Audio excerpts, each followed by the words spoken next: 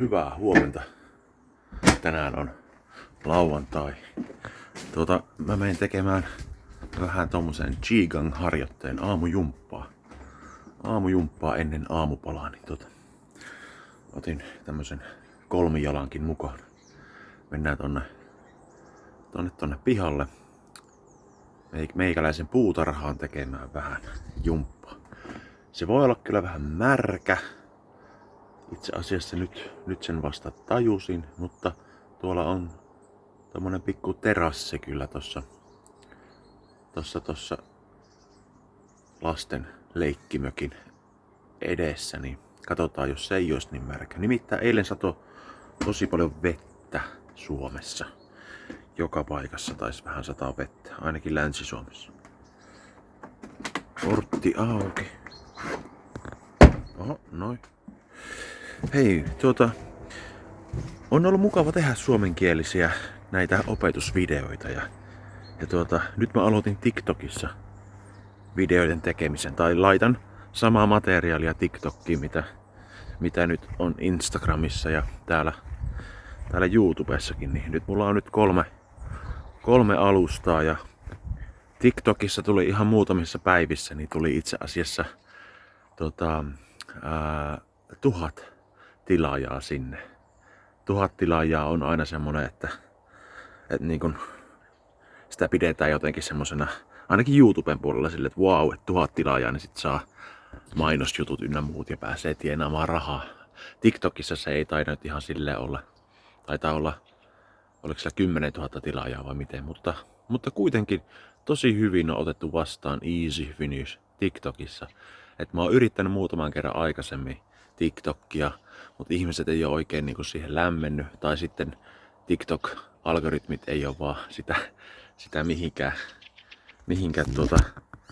minun videoita silloin aikana laittanut.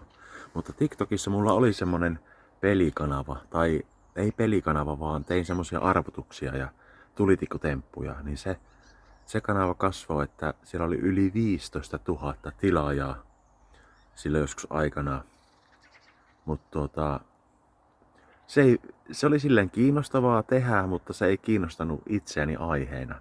Et se alkoi vähän semmosesta, että koulussa mä olin ollut töissä ja mä olin sitten tehnyt tämmöisiä pikkutemppuja tulitikuilla, että arvotuksia, laskujuttuja ja tämmösiä. Ja oppilaat oli kiinnostunut sitä tosi paljon ja sitten oppilaat halusi lisää niitä ja sitten kun TikTok tuli silloin, siitä on jo aikaa tosi monta vuotta, niin mä sitten tein TikTokkiin semmoisen kanavan ja se TikTok oli just uusi silloin, se oli muuttunut siitä huulisynkkä ohjelmasta, jotenkin siinä oli se muutos tapahtunut, niin mun kanava kasvoi tosi paljon ja ne sai miljoonia katselukertoja ne videot. Et se oli ihan hurjaa kyllä.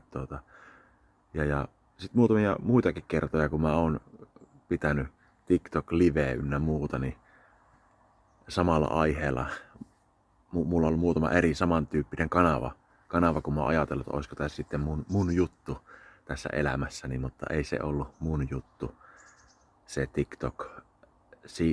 Ne aiheet, mitä mä tein, mutta ne oli semmosia aiheita, mitkä tosiaan kiinnosti ihmisiä. Mutta odotas, mä laitan tän tohon kolmijalalle ton puhelimen.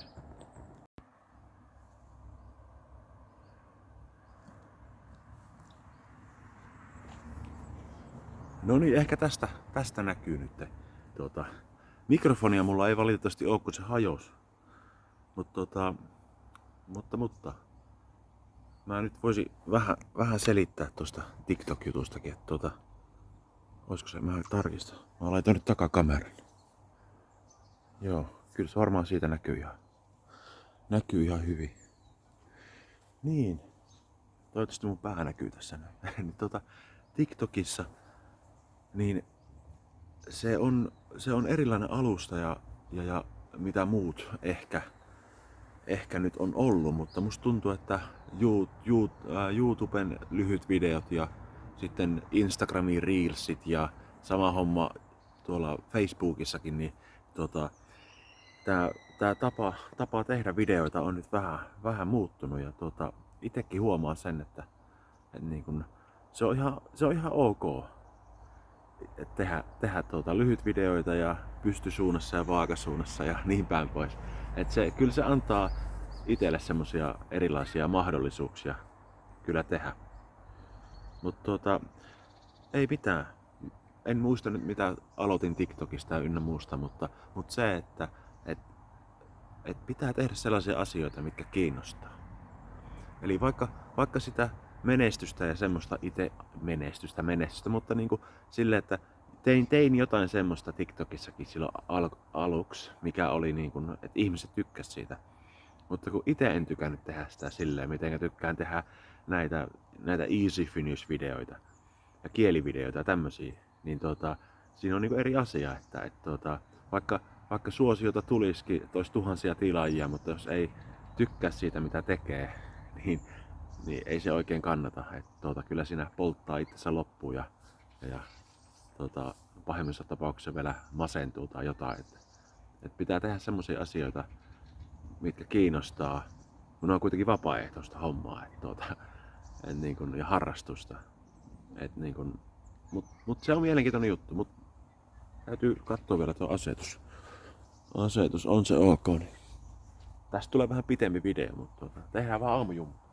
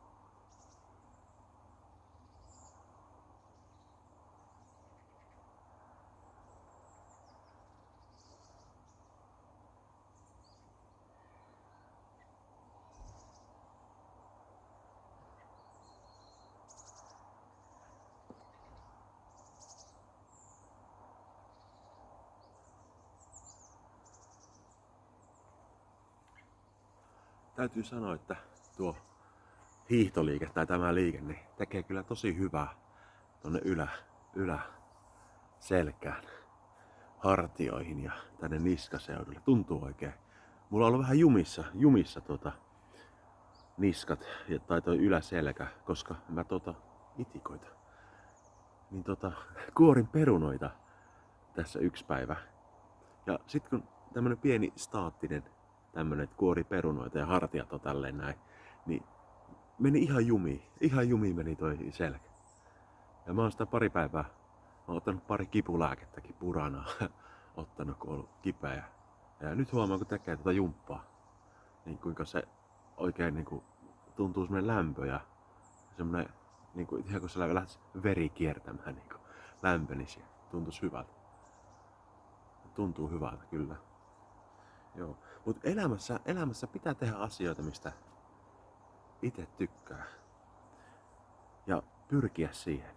Totta kai elämässä tehdään asioita, jotka ei välttämättä ole ok. Esimerkiksi jotkut tekee töitä, semmoisia töitä, mistä ne ei tykkää, mikä ei ole niiden unelma, intohimo, mennä jonnekin mihinkä tahansa työpaikkaan. Olla sellaisten ihmisten kanssa, vaikka josta ei edes tykkää. Ja mutta tekee sitä sen takia, että saa sitä rahaa, että sillä rahalla voisi toteuttaa niitä omia unelmia, matkustelemista, ostaa uusia vaatteita tai mitä tahansa, elättää perhettä, niin päin pois. Siihen se aika lailla perustuu tämä meidän yhteiskunta jollain tasolla. Että me mennään töihin, saadaan rahaa ja niin päin pois. Itsellä mulla on ollut koko läpi elämää, kun mä kelaan ja mietin, niin aina se erilainen näkökulma siihen niin työn tekemiseen ja tämmöiseen ja yleensäkin tekemiseen. Niin mä oon aina tehnyt asioita silleen, että esimerkiksi työkin, niin jos mä ajattelen mun työhistoriaa, niin mä olisin voinut jo 20-vuotiaana silloin armeijan jälkeen jäädä tehtaisiin töihin, kun mä olin tehdastyöntekijä. Ja enkä sano, että tehdastyönteko on ok, ja se mitä mä näin siellä oli ollut ihmiset pitkään vuosikymmeniä töissä tehtaissa, ja se oli ok. Mutta itsellä on ollut aina semmonen, että jos se ei tunnu, että se on oma juttu, niin sit mä oon ollut silleen, että mä en halua tehdä sitä. Mutta sitten mä oon aina huomannut sit kuitenkin sen, että okei, tästä saa rahaa ja tällä rahalla mä voin toteuttaa jotain juttuja. Ja sitten itselle taas joku matkustaminen, uudet vaatteet, hienot paikat ynnä muut, niin ei ole aina tai yleensäkään ollut se ykkösjuttu. Että se olisi niinku semmoinen, että mun täytyy nyt tehdä älyttömästi duunia, että mä pääsen reissuun tai mä saan ostettua tonnia ja uuden paidan ja uuden takin ja niin päin pois. Mulla ei ole koskaan ollut semmoinen ajattelutapa. Ja sit kun elämä on ollut silleen, että kun ei ole tavallaan syntynyt kultalusikka suussa, että olisi semmoisessa tilanteessa ollut lapsuudessa tai nuoruudessa, että olisi elänyt rahan keskellä vaan ei. Että se on aina pitänyt se raha saada jostain työtä tekemällä, niin kuin tässä yhteiskunnassa on. Niin niin sitten mä oon aina niin kuin lähtenyt katsomaan ja miettimään, etsimään uusia juttuja, mitkä ne vois olla ne. Et kun mä tykkään tosta, niin mä alan tehdä ja niin opiskelu on ollut semmonen itselle, että mä oon sitten niin kuin opiskelujen kautta niin kuin päässyt aina tekemään sitä, mitä mä oon halunnut. Ja sit mulla on tullut paljon epäonnistumisiakin elämässä, että niin kuin ei ole aina kaikki onnistunut. Että ei ole mennyt suunnitelmien mukaan, että on tässä elämässä on tehnyt sellaisia asioita, ne asiat on muuten vieneet itseni tähän pisteeseen, mikä on minusta aika hauskaa, mutta niin se menee. Mut siellä on kaikennäköisiä erilaisia asioita. Niin jälkeenpäin voi miettiä, että ehkä olisi voinut tehdä toisin, mutta sitten on sitten kuitenkin silleen, että ei, että ehkä sen takia mä oon tässä ja mä puhun näistä asioista näin. Mut joo, pitää jatketaan vähän selkäliikejuttua.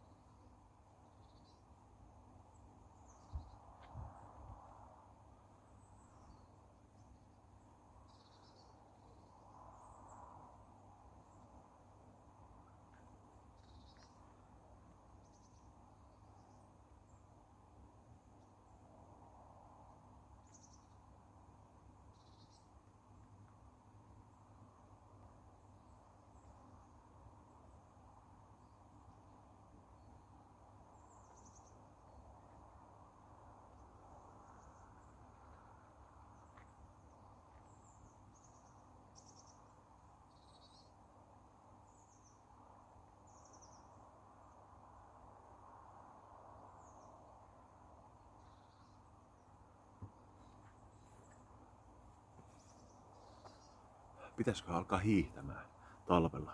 Mä en tykkää hiihtämistä yhtään, mutta no hiihtämisliikkeet aina tuntuu hyvältä tämmöisissä alkulämpöjutuissa ja se on mun mielestä tosi mielenkiintoista.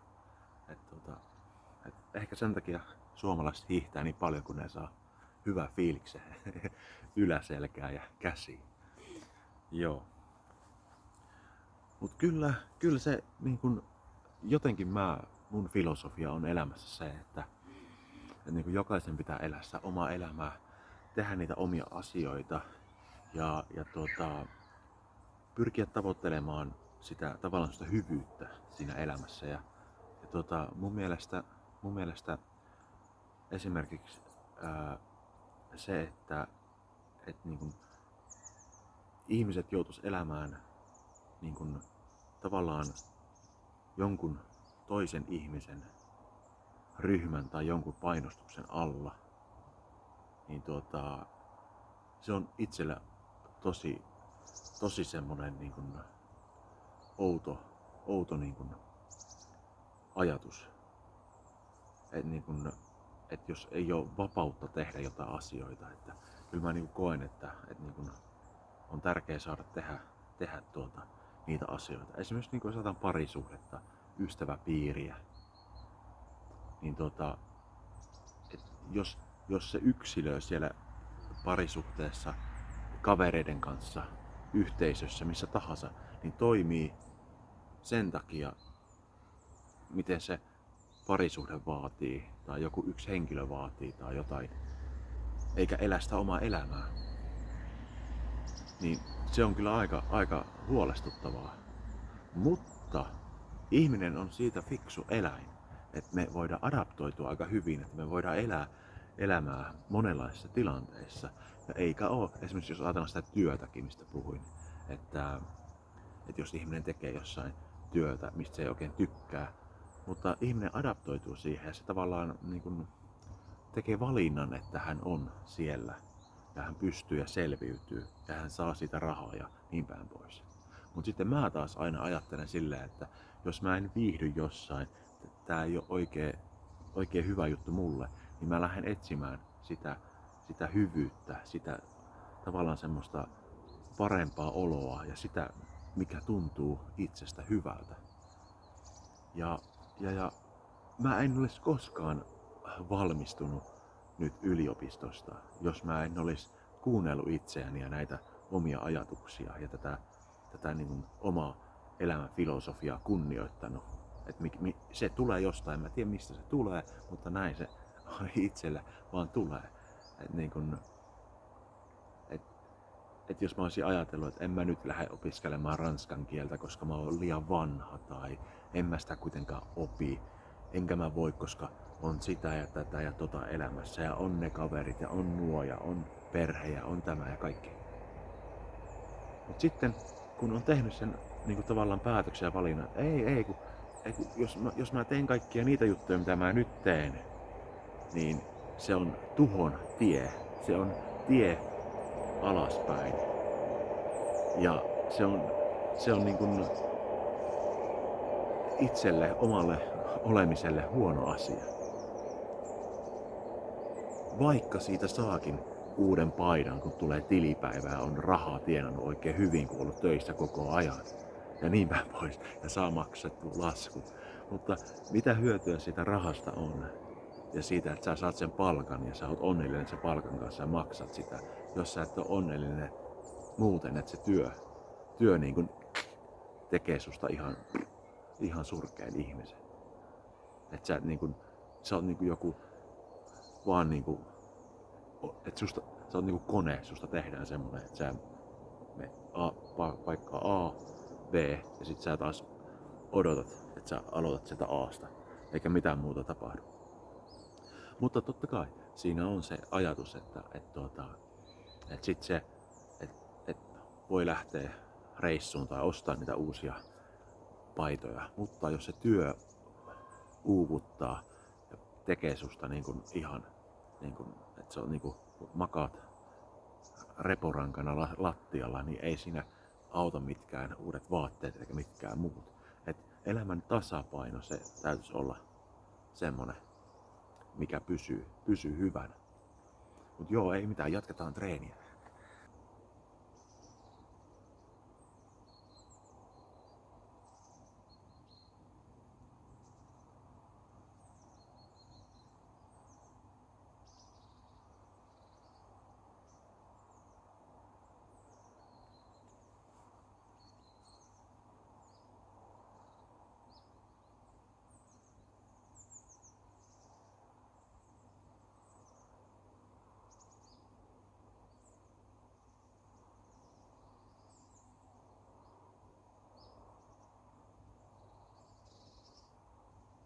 On hyvä jousiammuntaa.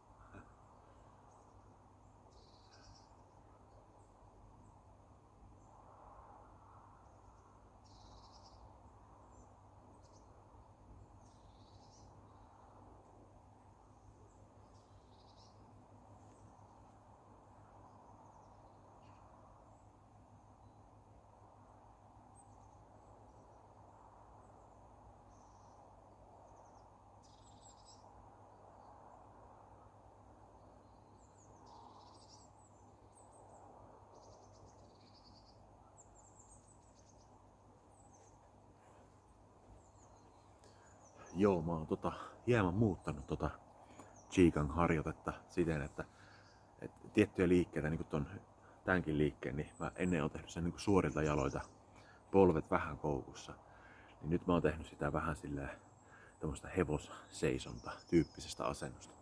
Et tuntuu, että se on jotenkin parempi tehdä silleen. Juu. Mut kyllä täytyy sanoa, että Easy Finish-kanava, niin en mä ois uskonut oikein, että se kasvaa näinkin hyvin. Et kun tavallaan aluksi mullakin oli monta erilaista kanavaa. Oli Jarps Arttia ja mikä corneri se nyt oli, puujalkakorneri, tai sitten oli luontokanava. Tein luontovideoita ynnä muita ja kaikkea semmoista. Mutta nekin kaikki mitä mä tein niin ne aina liittyi siihen tavallaan sen prosessiin. Siihen, että haluaa tehdä jotain ja haluaa näyttää muille ja että mitä mä teen ja just se kiinnostuksen kohde. Ja Mutta sitten on huomannut kuitenkin elämässä, että niin kun ne on jäänyt pois,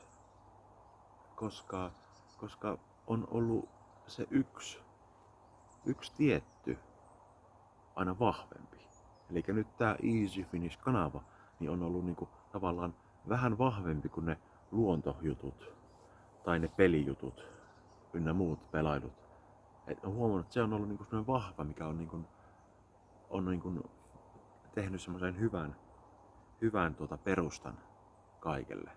Ja nämä kielijutut ja ynnä muut. Niin ja sitten on huomannut myös, että se vaikka ei ole ollut motivoitunut, että aina kun ei ole motivoitunut tai ei ole innostunut, niin silti se vahva perusta siellä, niin se antaa niin kuin sen, että mulla on tämmönen niin kuin tavallaan hyvä juttu tässä menossa. Ja sitä ei niin kuin kannata niin kuin ajatella, että jos ei ole fiilistä tai ei ole motivoitunut, niin että nyt ei enää tekisi ikinä. Et niin kuin oppia sitä itsetuntemustakin, että minkälaisia fiiliksiä on ja niin päin pois. Niin Easy Finish-kanava ja nämä kaikki jutut, niin ne on vaan sitten blokannut pois ne luonto ynnä muut jutut. Ja niihin ei ole itsellä ollut niin paljon kiinnostusta. Et se joskus voi olla asioita, että sua kiinnostaa jotkut jutut, mutta ne ei ole silleen, että okei, että nämä on ne prioriteetit sun elämässäsi. Ei. Esimerkiksi jos mä ajattelen näitä kielijuttujakin, opiskelua, niin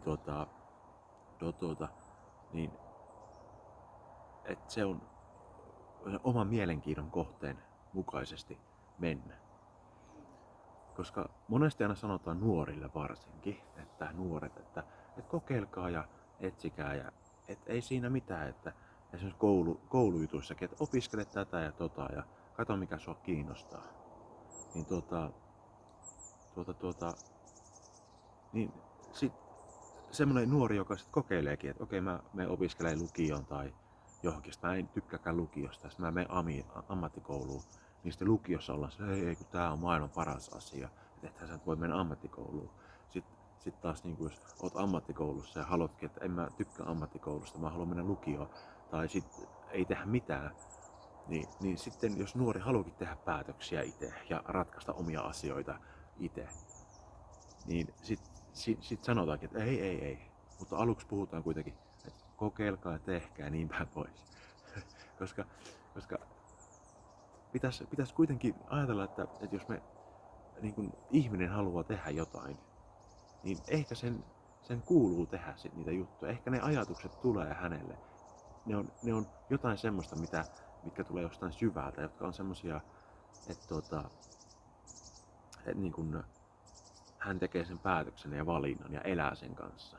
Mutta se, että mitä esimerkiksi aikuisena voi tämmöisessä tilanteessa, esimerkiksi koulumaailmassakin, jos miettii, niin että kertoo sille ihmiselle, oppilaalle kelle tahansa, että on tällainen vaihtoehto tuki ennen kuin sinä lopetat tai teet mitään. Sillekin kannattaa antaa mahdollisuus. Itse mä oon elämässäni, mä lopetin korkeakouluopinnot aikoja sitten. Niin mä lopetin. Ja se päätös syntyi siten, että ei kiinnostanut enää. Kiinnosti kaikki muut jutut, esimerkiksi kielijutut ja kielten opiskelu ja tämmönen. Ja mä opiskelin toista alaa.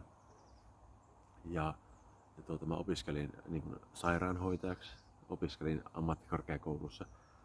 Niin niin sitten se, että mä tein sen päätöksen, että okei, että mä keskustelen tästä asiasta eri tahojen kanssa, eri ihmisten kanssa, ennen kuin mä teen sen päätöksen, että mä eroan koulusta ja alan tehdä jotain muita juttuja.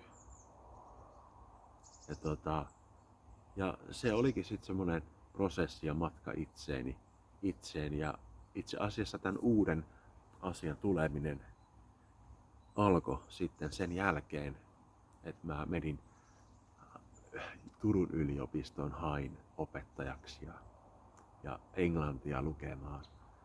Ja ne oli semmoisia asioita, en päässyt silloin sinne. Sitten mä hain, taisi jonnekin ammattikorkeakouluun hakea, olisinko hakenut sosionomipuolelle vai mihinkä.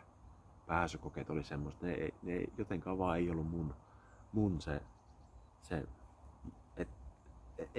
ne epäonnistu, en mä päässyt sinne.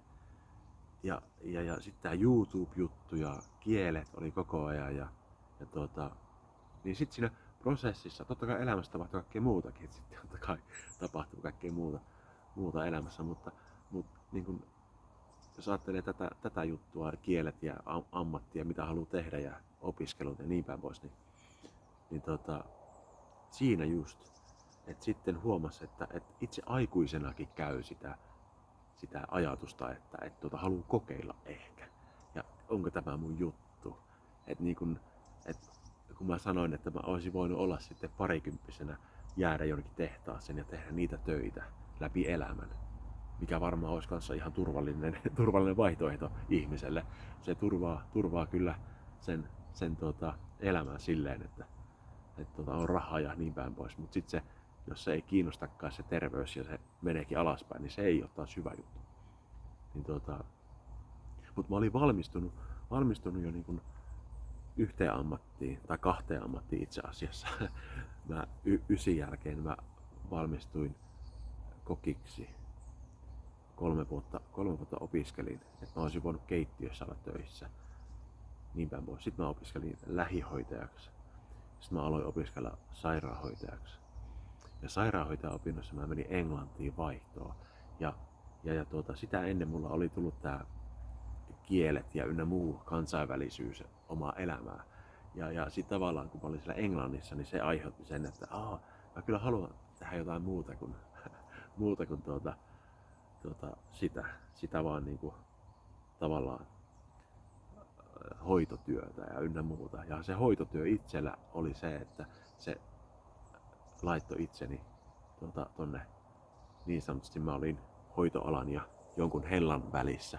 Et se ei ollut mun juttu ja siinä sit huomasi, että pitäisi tehdä niitä asioita, mitkä kiinnostaa elämässä. Ja nyt mä oon niin onnellinen siitä, että mä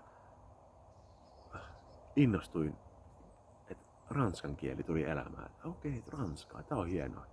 Että pitää tehdä niitä juttuja, että mä menen, että nyt voisi olla se, että en päässyt silloin Jyväskylään, niin nyt mä lähden niin opiskelemaan kieliä ja se oli ihan loistavaa, kun sinne sitten menin, niin pääs opiskelemaan ranskan kieltä, mutta sekin vaati paljon duunia ja siinä oli se motivaatio tuli sisältäpäin aika paljon, no ehkä ulkoakin puolelta, mutta se, että niin kuin huomasi, että oppii uusia asioita ja niin päin pois. Ja nyt on valmistunut. Ja nyt jatkan maisterivaiheen opinnoissa uusia opintoja. Niin se on ihan aivan huippua. Et kyllä niin kun on tosi mukavaa. Mutta hei, jatketaan treeniä.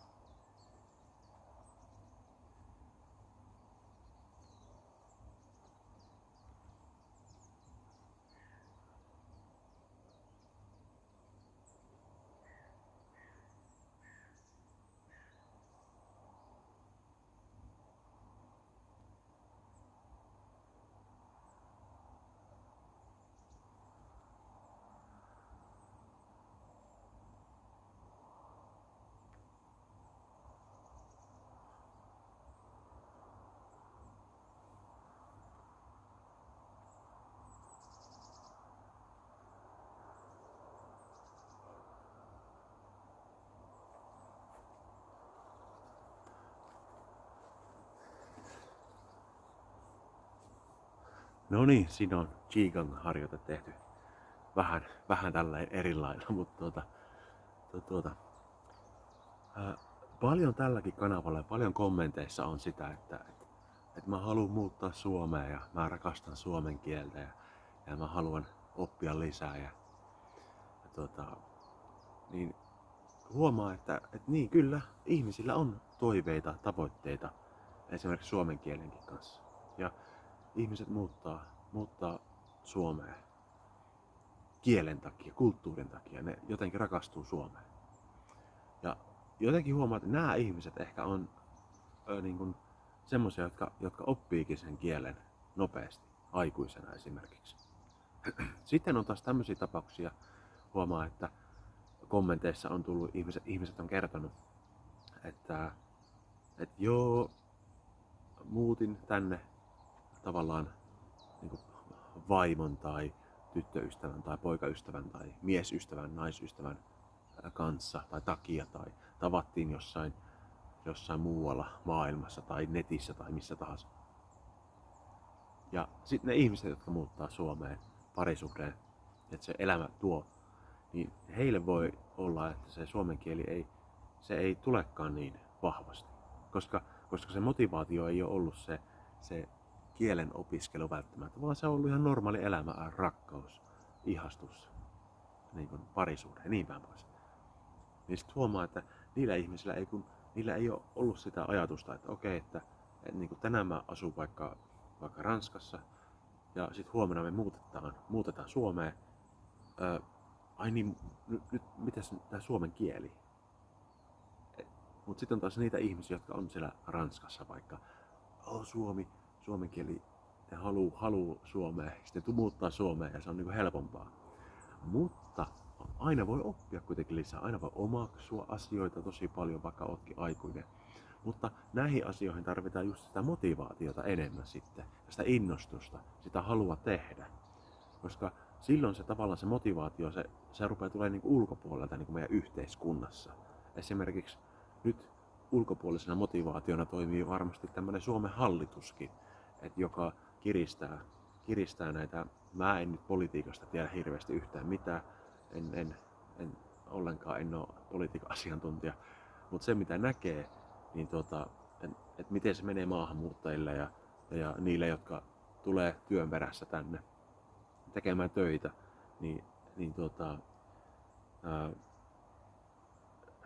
että jos jää työttömäksi ja sitten et pääsekään heti uusiin töihin, niin joudut lähtemään Suomesta pois. Et eihän se oikein innostakaan sitä asiaa, että niin kuin haluaisi jollain tavalla niin kuin edes jäädä sitten tänne. Tai sitten tuo kansalaisuus, oliko siinä nyt se, että 8 vuotta, että se jotenkin muuttuu, että ennen se oli 5 vuotta, niin nyt 8 vuotta. Niin tämmöistäkin asiat, niin joku kansalaisuuden saaminenkin, niin et jos se kieli ja kulttuuri ei ole se asia, mikä on niin kuin tuonut sinut Suomeen, niin on jotenkin vaikea kuvitella, että sit yhtäkkiä susta tulisikin joku Suomi-fiili. Et niin kuin, nyt sä oletkin Suomi-intoilija ja sauna, olut. Ei, vaan sä voit olla jossain tehtaalla, jossain yrityksessä, missä tahansa töissä sen takia, koska sä halusit muuttaa sieltä Espanjasta tai Italiasta tai jostain töihin Suomeen paremman elämän tai erilaisuuden takia tai sen työpaikan takia. Sä valmistut insinööriksi tai miksi tahansa ja sit sä muutit Suomeen, koska Suomi tarjoaa työpaikkoja. Mut sit yhtäkkiä sulle laitetaankin, että okei, opettele suomen kieli. Jos et saa töitä, jos jäät työttömäksi, niin sit sä joudut lähteä menemään. Et niin kun, se on vaikea tilanne kyllä. Niin kun, mutta jotenkin semmoinen niin kun, ajatus ihmisillä, niin kun suomalaisilla on mun mielestä, semmoinen yleinen ajatus suomalaisilla on se, että jos sä tulet Suomeen, niin totta kai sä opiskelet kieltä. Ja totta kai sä teet töitä, etkä elää yhteiskunnan tuilla. Semmoinen ajatus suomalaisilla on paljon, niin kuin yleisesti. Mutta sitten moni tietenkin ymmärtää sen, että jokainen on yksilö ja jokainen elää omalla tavallaan. Et jos naapurissa asuu ulkomaalainen, joka on tullut parisuhteen takia Suomeen ja hänellä on työpaikka, niin se voi olla eri asia. Sitten toinen naapuri, joka on tullut kans Suomeen, on työpaikka, mutta ne on eri ihmisiä. Niin kuin, että se ei välttämättä mene samalla lailla, mutta sillähän me tässä elämässä niin kuin eletään paljon, jos puhutaan niin kuin samankaltaisuudesta tästä yhteiskunnasta. Että ajatellaan, niin kuin, jos kasvatuksessakin me ajatellaan, että niin kuin lapsia, että me laitetaan kaikki 5-vuotiaat, 6-vuotiaat, 7-vuotiaat, 8-vuotiaat, ja laitetaan niin kuin aina, että ne on niin kuin samanlaisia. Että ne on samalla luokalla, on samanikäiset, niin päin pois. Kun sä oot 10, niin sä oot 10-vuotiaiden kanssa, sä oot 3. luokalla, 4. luokalla ja niin päin pois. Me tasapäistetään ihmisiä tosi paljon. Ja tämä tasapäistäminen tekee hallaa luovuudelle ja kekseliäisyydelle ja innovatiivisuudelle ja monelle erilaiselle asialle. Me tasapäistetään ihmisiä. Et joskus joku voi olla, että sä oot urheilija, sä oot vaikka 13-vuotias ja sä oot jo kasvanut isoksi ja sä pelaat vaikka jääkiekkoa. Sitten voi olla joku samaikäinen poika samassa joukkueessa tai tyttö samaikäinen, mutta on 2 päätä pienempi, koska esimerkiksi ei ole murrosikä tullut. Ja siitä huolimatta ne tasapäistetään nämä ihmiset. Että ne on niinku samanlaisia, vaikka fyysiset erot on erilaisia. Mutta niinku, että onhan sillä isommalla kaverilla ylivoima nähden niitä pienempiä vastaan. Tai sitten taas pienemmällä voi olla ylivoima isompia vastaan jossain muussa tilanteessa. Et niin kun aina pitäisi kuitenkin ajatella se yksilön mukaan, että okei, että miten tuo yksilö niin voisi kehittyä. Ja voisiko se saada jostain muualta parempaa. Ja tätä tehdäänkin. Se on mun mielestä hyvä asia. Jos urheilussa ja niin päin pois, niin on yksilöitä tämmöisiä, jotka pelaa eri tasoissa, eri joukkueissa. Ja se on hienoa. Mutta huomaa silleen niin kuin, jotenkin niin kuin koulumaailmassa ja semmosessa, että niin kuin isot ihmisryhmät ollaan samassa. Ja se yksilö jää sinne. Ja yksilö voisi nousta esiin, jos olisi työkaluja enemmän ja keinoja. Ja ne on just siinä asiassa, suomen kielen opiskelussa ja muussa, jos mä ajattelen, miksi Easy Finnish on, niin se, että joku yksilö voisi löytää minun kanavalta esimerkiksi erilaisuuden ja innostua siitä kuin jostain muusta. Ja se voisi johtaa sitten taas uusiin asioihin ja semmoiseen, että ihminen pärjää elämässä. Niin, ja ei se tarvii olla jotain kuitenkin, mutta se, että ei me ei voida ajatella välttämättä, tai monesti voidaan ajatella, että yksi ihmisryhmä, ihmiset, ikäryhmät, että ne on niinku tavallaan samanlaisia. Et niinku, ei ja mistä se tulee tämmönen ajatus? Se tulee niin tuolta teollisesta vallankumouksesta ja sitten kun yhteiskunnat alkoi kehittymään ja koulumaailma alkoi kehittymään ja niin päin pois, niin ajateltiin, että samanikäiset, samana vuonna syntyneet ihmiset, niin ne on jotenkin tasapäistetään koulumaailma ja niin päin pois. Mutta sitten jos ajatellaan oikeasti, että ihminen syntyy tammikuussa ja toinen ihminen syntyy joulukuussa ja ne on samanikäisiä, kun ne on syntynyt samana vuonna, niin ero voi olla kuitenkin tosi iso esimerkiksi alakoulussa jo. Se voi näkyä pitkäänkin se ero. Ja siitä huolimatta, vaikka ihmiset olisi samanikäisiä, samankokoisia, samanlaisia, niin se ihmisen olemus, niin siihen vaikuttaa myös sosiokulttuuriset asiat ja ympäristö ja ynnä muu. Jotenkin mä koin aina tässä maailmassa sen, että siitä huolimatta mitä me tehdään, me tullaan aina tavallaan yksilöön ja yksilön tarpeisiin. Ja siihen, että mitä se yksilö haluaa. Ja ne on jotenkin niin tärkeitä asioita. Et sit kun me lyödään jotain tämmöisiä asioita, että kaikille tämä ja se on tämmöinen sääntö, niin se on jotenkin älytöntä. Et semmoista joustovaraa pitäisi olla tosi paljon. Esimerkiksi mäkin olen kohdannut ihan Suomessa yhteiskunnassa, tässä tukijärjestelmässä, tässä on paljon kohdannut semmoisia asioita, missä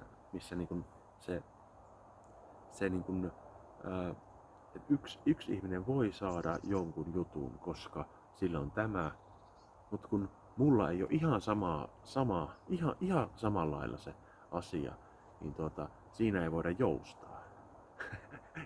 Ja siinä tavallaan ajatellaan, että tämmöiset ihmiset, tämä ryhmä, niin tämä kuuluu siihen, että sinä et kuulu tähän. Vaikka sulla on tavallaan vähän samanlaiset jutut, mutta sitten ei kuitenkaan. Tää on mun mielestä, mutta se on elämää, maailmaa. Ja mun mielestä aina voitolle pääsee tavallaan johtoon, jos vaan yrittää tehdä niitä asioita, mistä tykkää.